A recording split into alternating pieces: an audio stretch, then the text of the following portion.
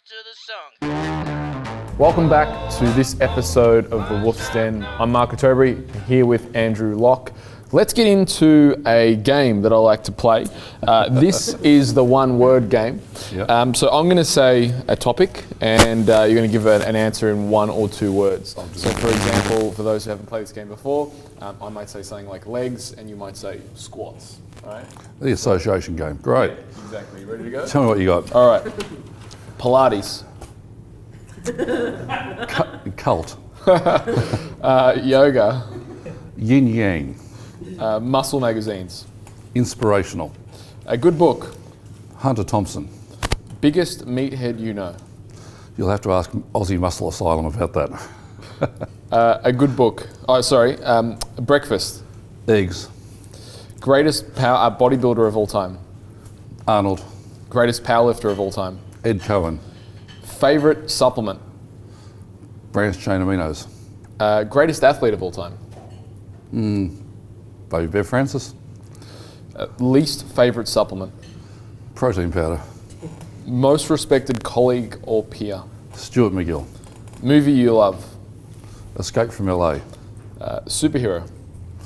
Thor. Comic book Thor. Most underrated and underutilized exercise. Dumbbell pullover. Most common injury that you see. Low back pain. Modern bodybuilding. Evolving.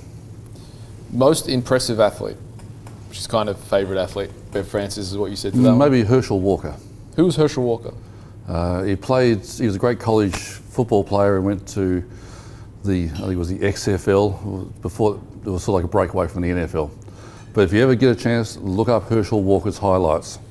You'll see a very interesting athlete there who will blow your mind. While judging a bikini division, Andrew Locke is thinking, Thank you, Tony Doherty. go-to food or comfort food?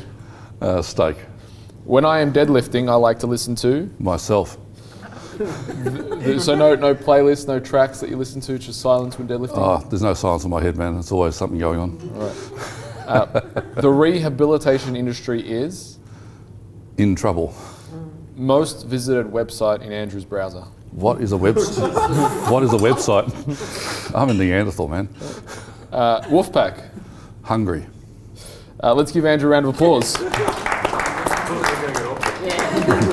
Alrighty, so as a fellow physical culturist, I always appreciate our chats and insights into your training and your training minds and methods and systems that you've been using in the past and that you've been moving for the ages. In your opinion, is there a bodybuilder or powerlifter or even athlete, weightlifter that you hold up as and say, yeah, that person was onto something, they knew how to train? I'd probably look at Tom Platz. Tom Platz, probably because of the mental side of training. I could see I've actually had the opportunity to spend a couple of days with Tom, as you know, and I just thought his physical result was a result of his mental side of his training. You know, he took himself to places I don't think many people ever get to. So for Tom, you ever look at any of the interviews that you would see on YouTube or anywhere, you can just see he is, to me, a bit like Ed Cohen. There's a person under there who is still 18 years old and still mad and still passionate and still unrelenting. That's one of the things that Tony Doherty used to say is, relentless momentum. That's what I see in those people. And that's the most defining characteristic of this success is relentless momentum. So do you think a lot of the time with athletes, the mindset side and just simply their passion, that's the indicative factor of how far they go, not actually how they train or what they eat and what they lift? Yeah, totally. Yeah, I think it's a combination of perfect storm situation where you have somebody who's able to connect an incredible force of will with a physiological result that other people probably couldn't achieve as well. But they could only force it by that force of will. It didn't come easy. So if we talk about training systems, if we hold up, let's say, for example, Arnold Schwarzenegger and compare that to, say, for example, a Dorian Yates, they've had, training philosophies. They're quite different in the way they see the world and see the training. Are you influenced by one over the other? Are you in one camp? And I know it's kind of a loaded question, but because there are people who just kind of label themselves or only in this camp. How do you learn from both of those and say, take the best bits? I'd almost say what Tom used to say. is what the training you hate the most will probably do you the best good. The thing you hate the most, the higher reps, the lower reps, whatever it is, they're probably the things that's going to work for you the most. And I think in the volume approach that Arnold used, I never produced Arnold. Dorian's approach produced Dorian. There's a lot to it in, I think, that's when you look at how, say, someone like Branch Warren trains too, and so I look at, think his form's a bit loose, but if you look at it, he connects to the tension so magnificently. And then you might watch someone like Phil Heath, beautiful form, or Kai Green. There's something about the way these athletes connect to what is almost like that tension over time. There it is that ability to create tension at the right time to move the weight that connects with the stimulus to produce the result. So there's a lot of individuality when it comes to those sorts of things. And I think it's almost inevitable when someone like that picks up a weight that they do it the way that they're going to get a result from. But they're different to most of us. I think that's the big thing. Sometimes looking at those people is hard to expect to get the same result. Dorian's approach was, train damn hard and try and recover. I think that's a sensible thing within it. Arnold's approach was a lot of stimulation, a lot of volume. That works for the right person as well. You've got to really be able to find the thing that works a bit for you. And it might not be what your hero does. So rather than, heavy weights are the only things that build muscle, or, volume is the only thing that builds muscle, it's... Yeah, I can lift a heavy weight, but did I use the muscle that I wanted to actually apply the force to, the stimulus to get it from A to B? And did another muscle group pick it up better? Am my triceps taking the work rather than my chest when I'm benching?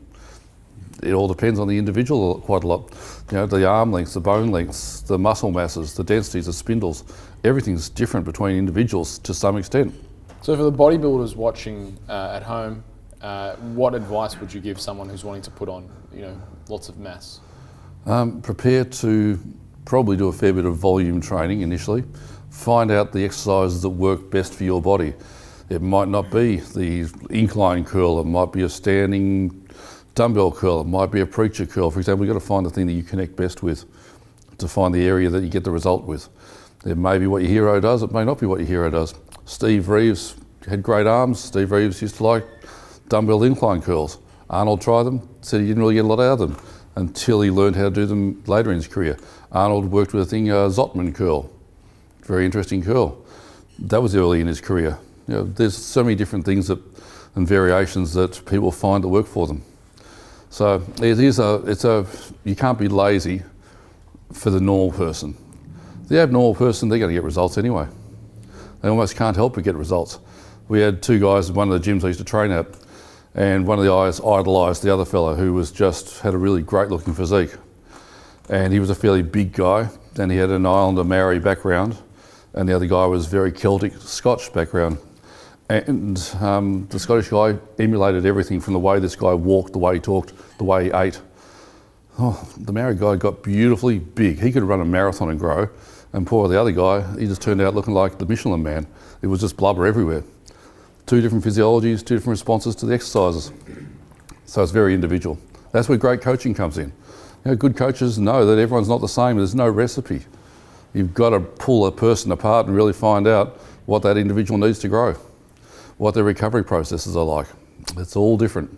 And I think that's actually absolutely key, because what you alluded to earlier in the conversation was about universities. It's like universities teach you the dogma or teach you the textbook, but they don't actually teach you how to think. And that's what I certainly see with a lot of personal trainers and strength coaches is they want to be labelled and placed into a camp and have the rules dogmatically indoctrinated into them so they can put all of their clients into the camp, and that almost they alleviate themselves of this conundrum of having to think about things or think through a problem. It's rather than, we're going to do this because that's the way we do it, rather than that's what's actually appropriate for you. Yeah, if you want to be an unsuccessful personal trainer, that's a great approach to take. My way or the highway. Certainly one of the better personal trainers, as far as understanding and knowing his work goes, I know there's one who's really great, but he happens to be the worst people person I've ever met. And 20 years later, he still struggles in business. Now, intellectually, he can apply excellence to his clients, but his approach to them is, you're going to do it my way, we're not talking about it, you submit to my will basically the whole time. Well, it doesn't work. Don't get a lot of people that will stick with him. And so that's sometimes where you find the personal trainers who are actually really crap, but they relate well to their client, and the client's going to them year after year with getting no results because they have a good personal relationship with them. No, it suits some people. Switching gears into scoliosis, I know a lot of the time when clients come in and they might come in talking about labels, I have scoliosis, and it's almost they say this, I am scoliosis, rather than I have scoliosis. So before we move into the question about scoliosis, can you give a quick definition on what it is? Well, when someone comes into me and says, I've got a scoliosis, I usually say, really, so what do you feed it? And the whole point there being is I'm going to throw them off what they're possessing, and we're going to start to talk about the fact that structural abnormalities don't define an individual. So scoliosis is a curvature of the spine in a certain plane, across the frontal plane here. And so when we look at that, we see a person who has a curvature of the spine. It does not define anything about the individual. One of the world's most successful powerlifters of all time, called Lamar Gant, has a spectacular scoliosis. It looks like an anaconda, goes like that. Happened to be the first person, I think, to lift up 6 times body weight. So it was an advantage perhaps to him. So don't look at a structural problem as saying it's got to be a disadvantage. It may actually give you an advantage. It changed the height of his torso. He had a shorter torso. It worked for him. So if you've got something, that's why I say when somebody comes in and says to me, I've got a disc bulge. Okay, but I didn't ask you what you've got, I asked you what your problem is. That's how we define it. You work with the person's problems. So yeah, if someone says, I got flat feet, fine, well the research doesn't indicate there's got to be a problem. Maybe it is, maybe it isn't. We'll find out when we have our interview with you, and we'll find out the way you move. Is it structural, is it functional? Lots of things. So don't ever possess a diagnosis, don't let a diagnosis possess you. Bad language on these problems influences badly about how people perceive their ability to perform. So yeah, some of our most, pretty much, if you look at so many great athletes, you'll see they're all unsymmetrical. Great tennis players, they have one arm longer than the other. Usain Bolt's got one leg longer than the other. Do you want to change that? Probably not a good idea. So don't be defined by structure. So it's almost the mechanical or perceived disadvantage by this world that's trying to create a perfect symmetrical human. One, we're under a false illusion. We're searching for something that just isn't really there, because there is no really perfect symmetrical human. There's only models. I've got a classic one for this one. Is everyone, if they want to do this right now, write your name down on your book, just right now. Just write your name. And just after you've written your name, now write it with the other hand. All right, go for it. Now, is there anything wrong with that other hand? No.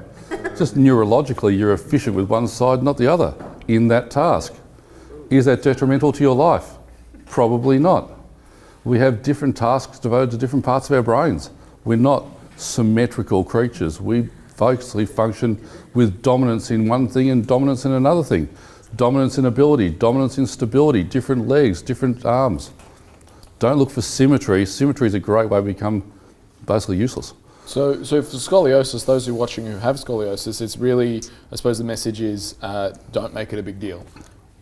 Find a health professional who understands whether it is an influence, because there's certain levels that, yes, it can be that big that it needs intervention, but for the ones who it's only usually a couple of degrees and it's something that's not going to be, it's pretty much close to normal, then it shouldn't be defining you. Once again, everything's done on an individual basis. Yeah. But yeah, you must not be possessed by the diagnosis. And weight training can certainly help those and move them forward. Well, some of the biggest scolioses have been the most successful athletes. There was a great distance swimmer that we had in Australia who held lots of world records. Spectacular spine with huge scoliosis, yet probably one of our greatest ever record holders.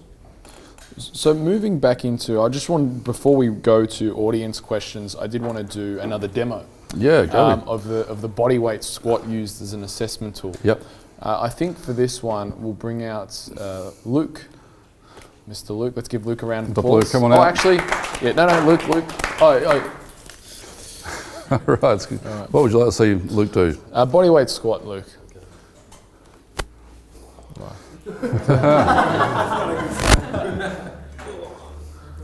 All right, so what do we look at there? What do you see there, Mark? Do we see a bit of a challenge to get to horizontal, to get to parallel, isn't it? Yeah, absolutely. And the reason why I just wanted to pull this one out to show, obviously get this on camera for those watching on YouTube and for the audience, is how you would use a simple motor pattern in terms of outlining. So I mean, what I see is, he's struggling with the movement. He's, curving forward, hamstrings look tight. I don't think his knees are coming over his toes as freely as possibly they could be. And looks like there's a lot of tightness. It looked hard, didn't it? Yeah. All right, so we're going to give this kettlebell to Luke, are we? There you go. Great, you lucky guy. Down. Yep, hold it up higher. That's it. And now just give us a squat, Joe, again. Great, and you can put it down. So we've got a hypothesis there, isn't it? He moved better than he did without weight. So why would he move better with a load? He got tighter. His ability increased because he got tighter, he got stronger. He switched more things on. So if we looked at it and said that first squat was his structural ability, we would be wrong. His structural ability is far better than the way he displayed. His body structure was holding back and failing in certain ways until it was made to tighten up. He had two choices. Putting the weight in front of him, he could face plant or he could stay up. His muscles decided to stay up, held him together. He got tighter proximally in the centre. As he got tighter there, his body then allowed him to move better. So this is one of the premises that I approach is proximal stability, increasing strength will increase your ability of the peripheral joints to move better. So, nice to see. We have lots of hypotheses we can go with there. What's weak, what's strong, what have we got to look at? Oh, we can tease them apart later and see what we can find. Let's look forward to that. Awesome, let's give Luke a round of applause. Take this one, Mr. Luke. Alrighty, so now what we're going to do is we're going to open up to your questions, audience questions. So who has a question for An audience Andrew question. Locke? Way to go. Just based around like AFL or any sport really, why do you think there's so many more injuries these days? Probably, if you look back at the history of AFL and VFL and things like that, people were training less. They had other things demanding in their lives. So I would say you'd probably find that the volume of work that people are doing now has increased dramatically. And it is the inability of the biological tissue to stand up to those increased volumes of stress. And that's what I would look at as saying the biggest problem we would probably find with AFL and other sports now. It's the ability to handle the volumes of work. And that's a tough one for the strength and conditioning coaches to individually plan for the people. I know Amy has some questions. Go for it, Amy. I train a few boxers, so I find with some of them they have a lot of lower back issues, just tightness. So the reasoning behind that might be and ways to help reduce that. Well, the thing about any system there is if a person has lower back pain, it will probably indicate that the lower back is either compensating for somewhere else because it's trying to make up for a weakness somewhere else, or it might be a biomechanical inefficiency into rotation. Well, I basically pull things apart into three directions. I look at how a person moves forwards and backwards, side to side, and then into rotation. Now, if you're looking at boxing, you may be looking at, is the person getting lower back problems because they're into the flexion position quite a lot? Are they training so much ab work that they're doing inappropriate sit-ups?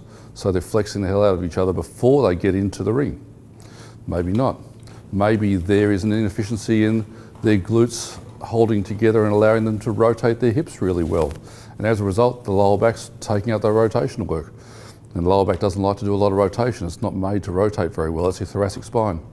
Maybe there is a thoracic spine stiffness that's being displayed at the lumbar spine.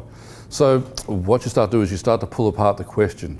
You're subjectively going to sit there with that person and say, when do you feel this problem? Within the session, after the session, which part of training are you getting it with? What do you find relieves it? When do you feel good? All those things. And they'll tend to start to give you the direction you want to go. We'll even have a look at some of that with someone today, perhaps.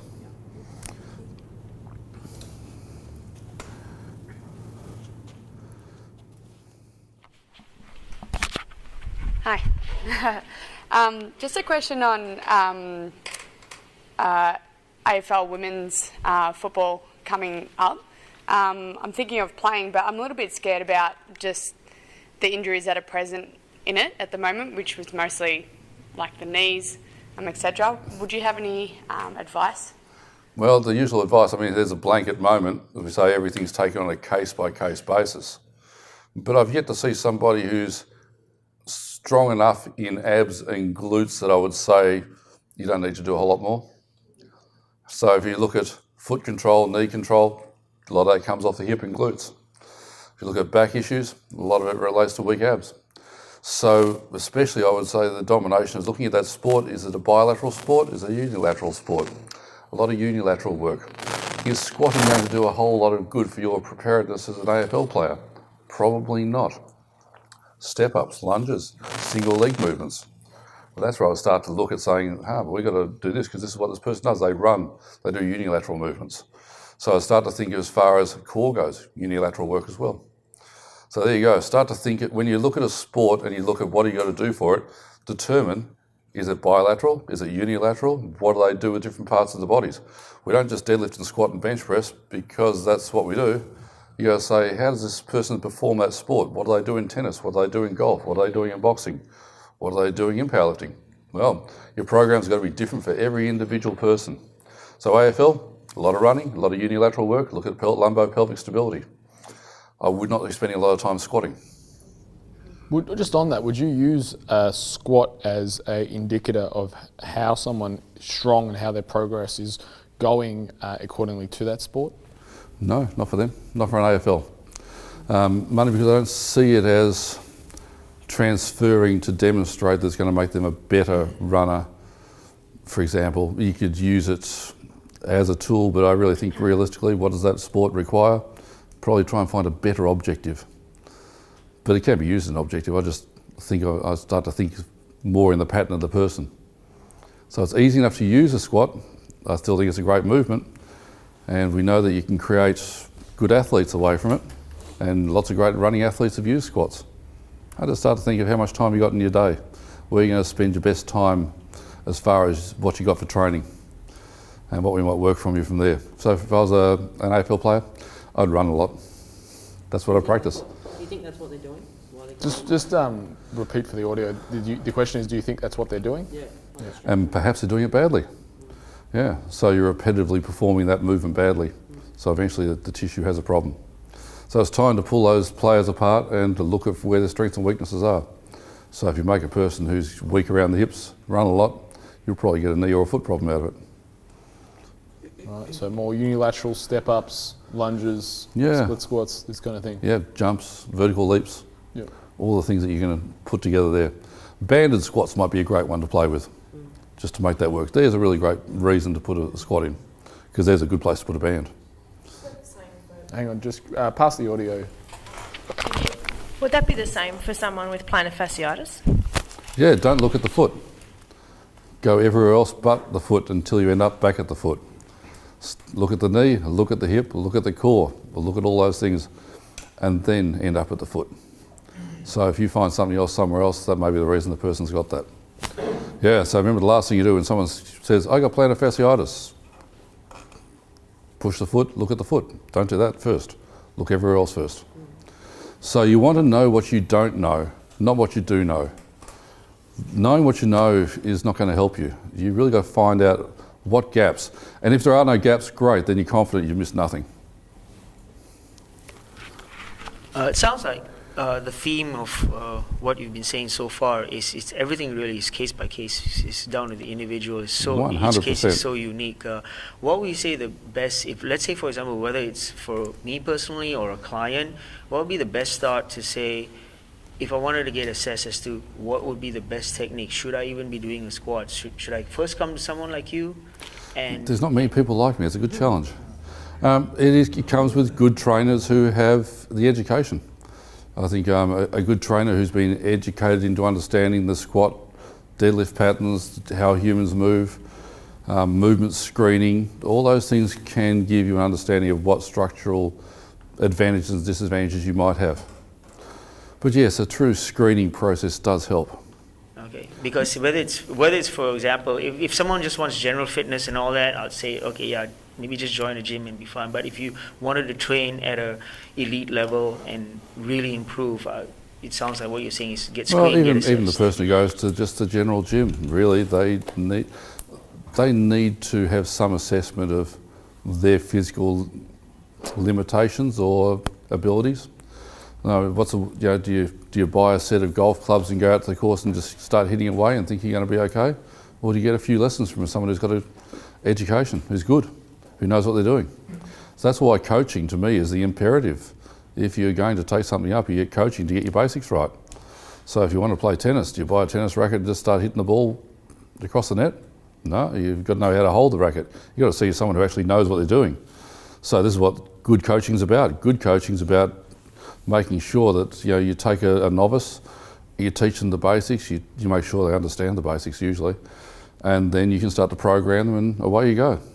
But it's always defined by the goal of the individual. If a person just wants to play with their kids when they're 70 years old still, well, I wouldn't be giving him a max single deadlift to test him out every few months.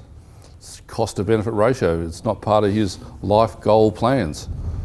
So you make him move well, safely, get all the joints moving through the range of motion, you've satisfied that person's reason for training. You've got someone else who wants to be a champion at something, all right, it's a different goal altogether. Coaching's got to be a fluid process. You've got to adjust for every single client that you meet. Everyone's different.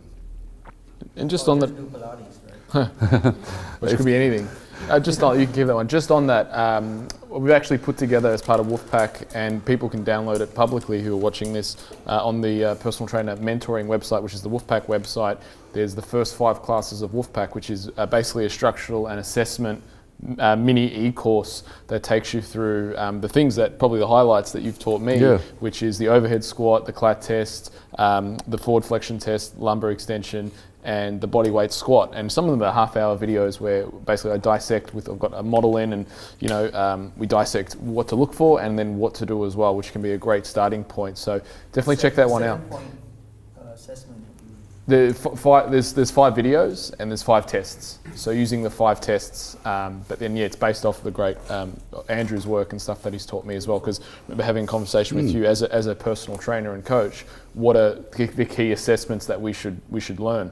And from speaking to you, they were the 5 kind of standout assessments that we've implemented not only here at Enterprise, but that's also what we teach in Wolfpack. So you can re-watch those anytime you like. And for those watching it on YouTube, you can head over to that website, personaltrainermentoring.com, and just leave your details, and you'll get signed up for that e-course and be able to watch those 5 videos. So that's a really great starting point. But then I suppose the next thing would either, obviously you guys are already here at Wolfpack, or seeking out Andrew Locke and going to one of his courses and learning from him directly. So Always good.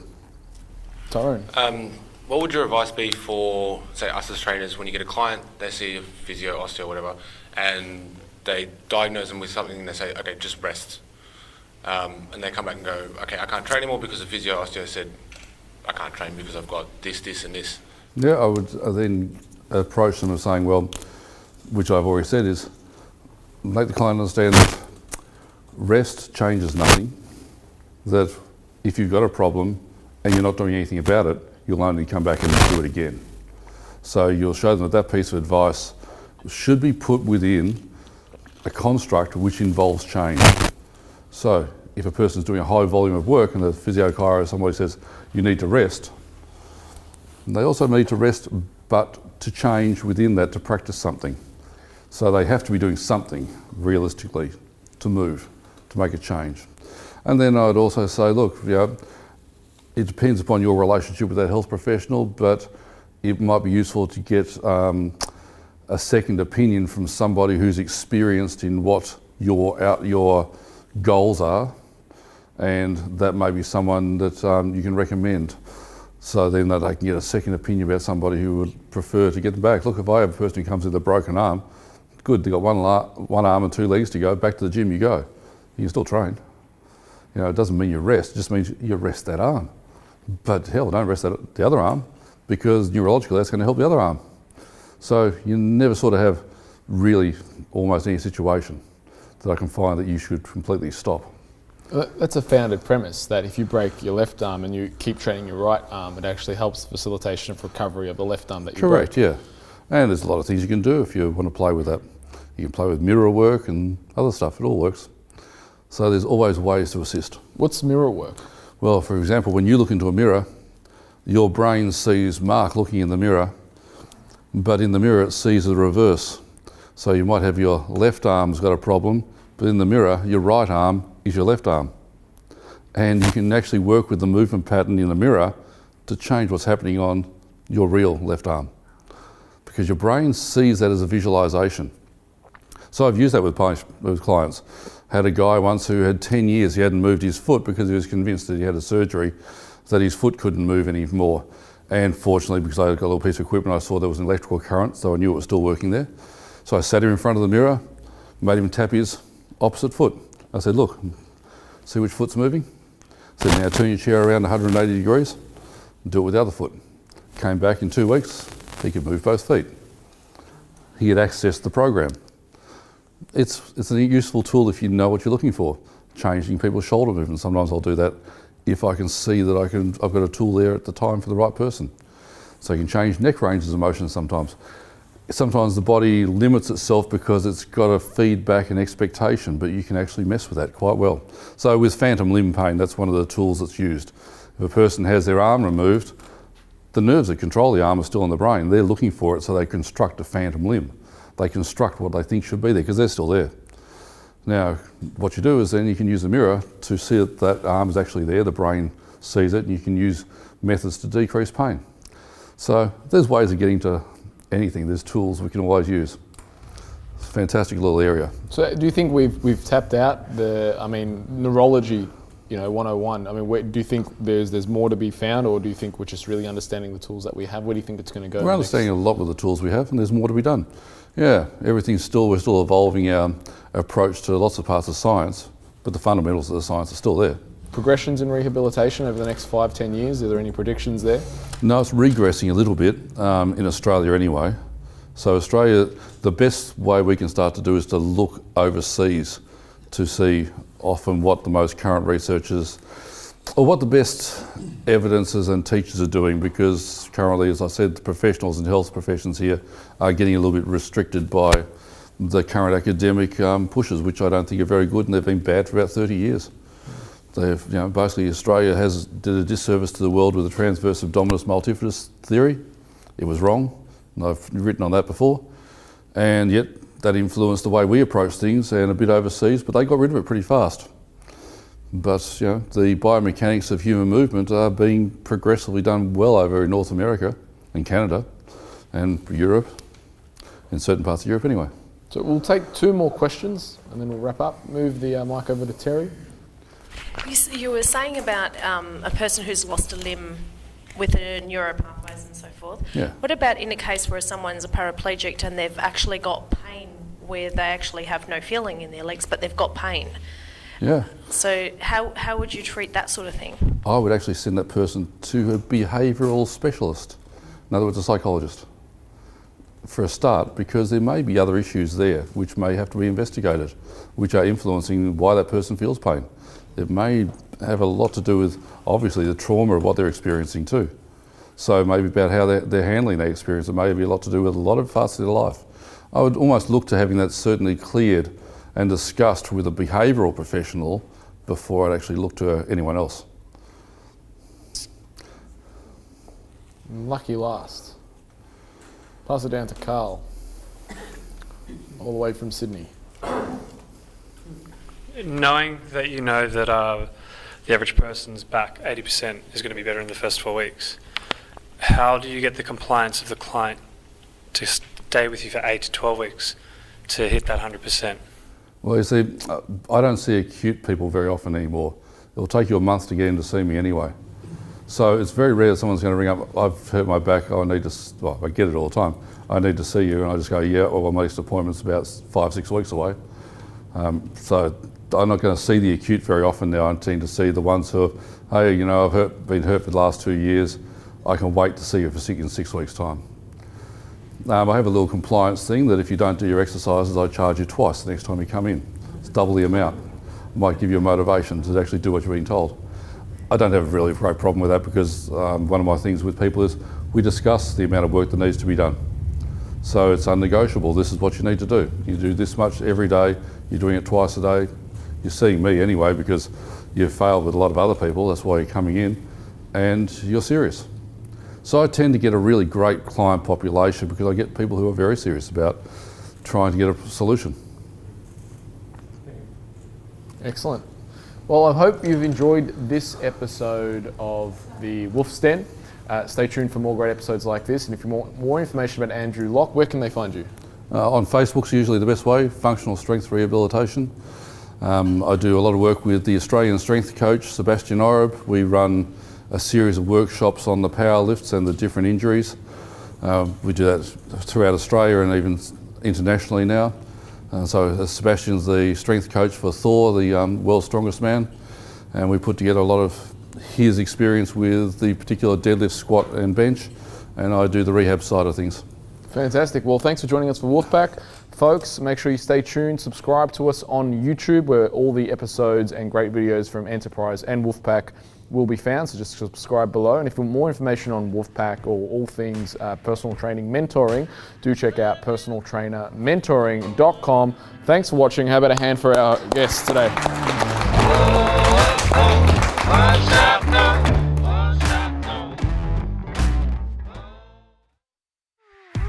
It saddens me to see personal trainers not earn the income that they should rightfully earn because business is getting in their own way. So there must be a better way of doing it. Have we all been guilty of doing it? It isn't that they can't see the solution, it's just that they can't see the problem. Wolfpack is for that trainer who wants to be that island of excellence that is surrounded by a sea of mediocrity. I've got a client that I pulled from my leads to put on, and I thought it'd be really cool if one of you guys sold it. So who wants to take the call? Because there's a certain reward in seeing somebody change their life. One of the most important things you can do all day is when someone walks through the door and say hello. I'm more committed to your excellence and you're committed to your excellence. I want you to remember the pain of being a spectator in your own life.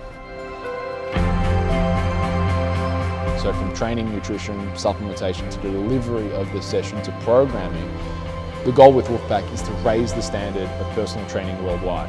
Wolfpack is for the person who's got a goal and a desire to be not just successful at being a trainer, but being at the top of the game. That's what I think of the Wolfpack when I think of it. That's what I think is Mark's objective.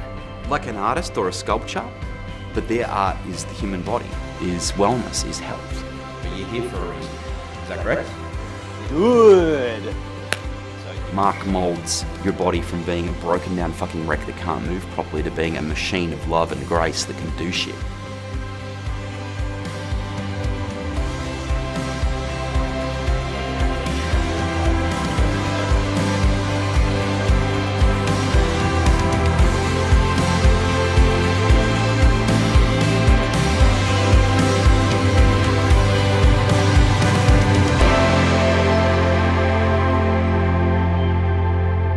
Hi, I'm Mark Atobri and welcome to Wolfpack Online.